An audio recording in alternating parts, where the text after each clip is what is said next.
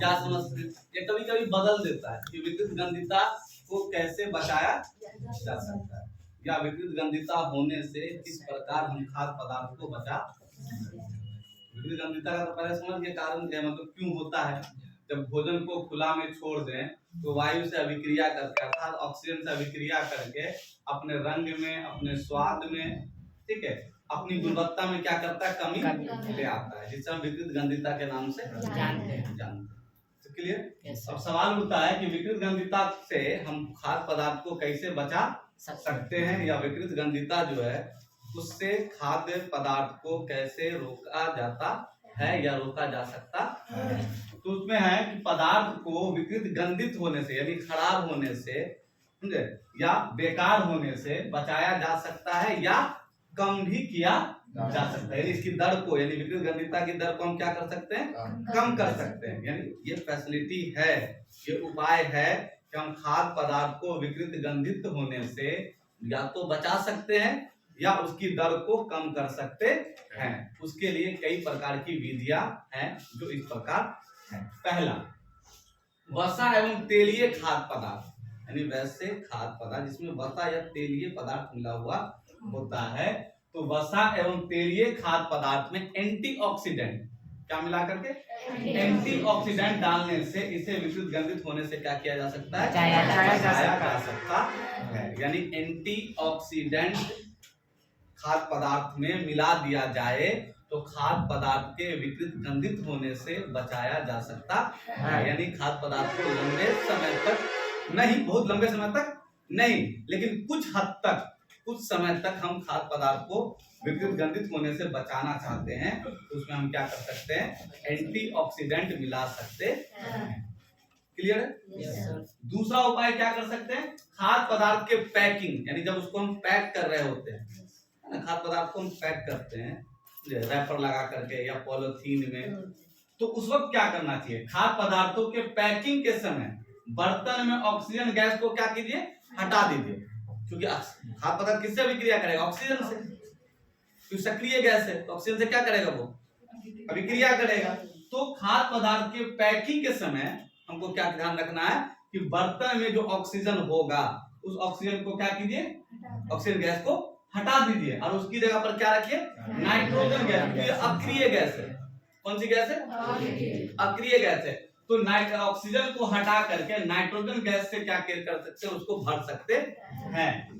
इससे विकृत गंधित होने से क्या किया जा सकता है, बचाया जा सकता है। फॉर एग्जाम्पल के लिए आप जब दुकान पर जाते हो 5 रुपए का चिप्स या कुरकुरे लेते हो, लेज लेते हो, देखते हो पन्नी कितना खुला रहता है, लगता है बहुते होगा उसमें, लेकिन पता चलता है कि ऊंट के मुंह में जीरा।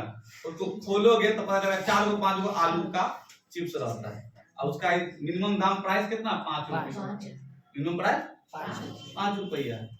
अब दिखने में लगता है भारी भरकम, एकदम कुरकुरे टेरा है पर मेरा है, तो प्रचार है ना, टेरा है पर मेरा है, उसमें थोड़ा सा ज्यादा रहता है, बस थोड़ा सा, लेकिन दाम कितना है, 5 रुपया। अब खुला कितना रहता है, लगता है कि बहुत होगा उसमें, असल में उसको क्या किया जाता है कि उसमें से ऑक्सीजन निकाल लिया, पैकिंग के समय उसमें से ऑक्सीजन को निकाल लिया जाता है, उसमें क्या भरा जाता है, नाइट्रोजन गैस, जिससे कि जो बस खाद्य पदार्थ उसमें है वो अभिक्रिया नहीं करेगा। जब अभिक्रिया नहीं होगा तो खाद्य पदार्थ लंबे समय तक क्या होगा, अच्छा रहता है ना।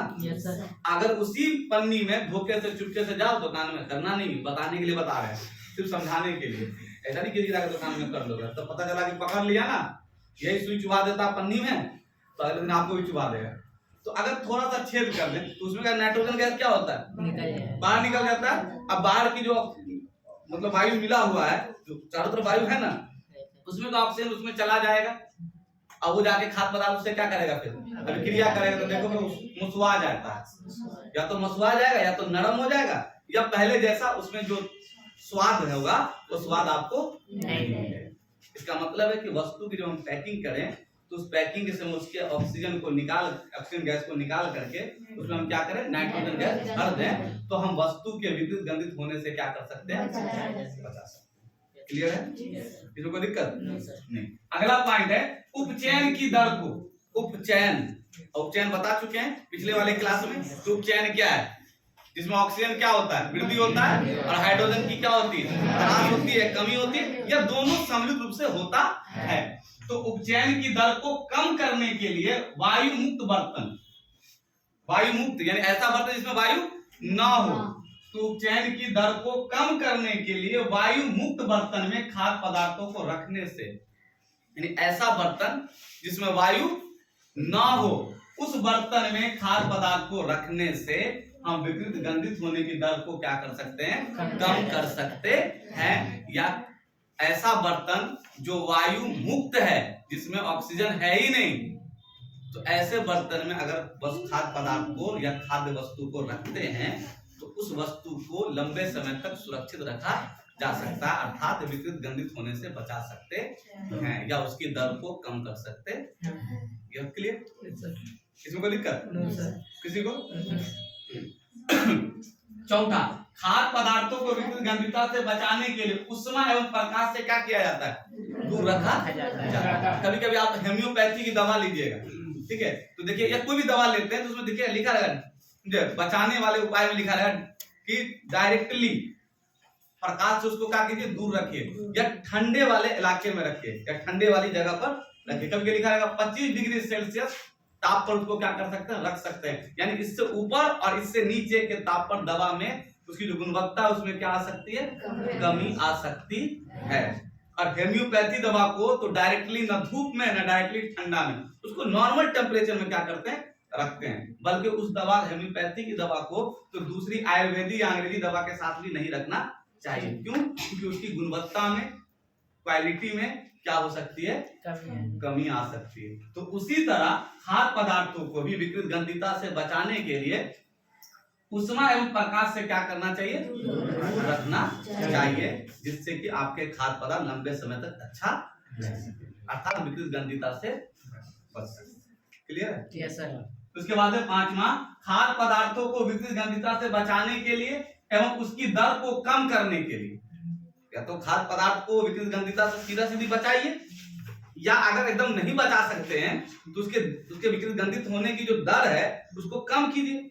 तो विकृत गंधिता की दर को कम करने के लिए रेफ्रिजरेटर में क्या कर सकते हैं, आप रख सकते हैं। तो रेफ्रिजरेटर में जब रखिएगा किसी खाद्य पदार्थ को तो उसकी गुणवत्ता लंबे समय तक क्या होगी, बनी हुई रहेगी। यही कारण है कि हम सब्जी वगैरह जब ज्यादा ले लेते हैं तो उसको क्या करते हैं, फ्रिज वगैरह में रख देते हैं, ताकि वो लंबे समय तक हमें उपयोग योग्य बना रहे। क्लियर है? Yes sir.